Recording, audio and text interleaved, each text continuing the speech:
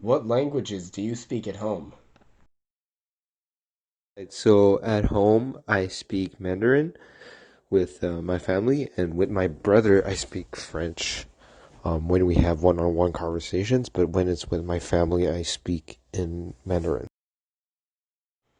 What percentage of the time would you say you are speaking Mandarin?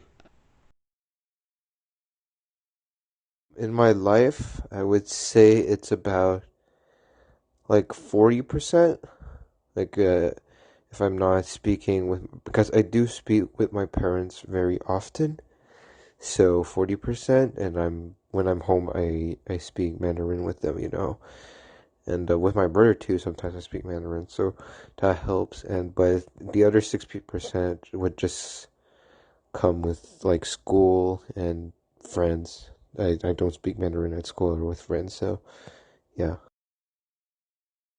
On a scale of 1 to 10, how connected do you feel to your family members in China? Um, I'm not really connected. Like, of course, if I see them, I know who they are. I can have a conversation with them, but because they live in China, I don't have like that much contact with them. I'm not really close with my family in China. If it's on a scale to one from 1 to 10, it would be like I don't know, five maybe. Yeah. What would happen if a child in your family spoke English to one of your family members in China? Would the response be positive, negative, or neutral? Would it be seen as a sign of disrespect? Mm, I don't think they would see it as a sign of disrespect, but I think the response would be more negative because, of course, if we all speak Mandarin, and most of them aren't really that excellent at English, and like talking in English is just like having an extra barrier, which is not what we want.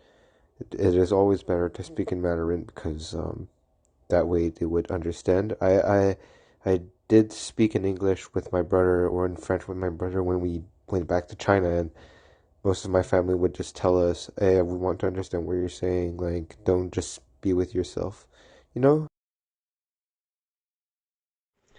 Did your Chinese born family members put an emphasis on you learning their culture when you were younger?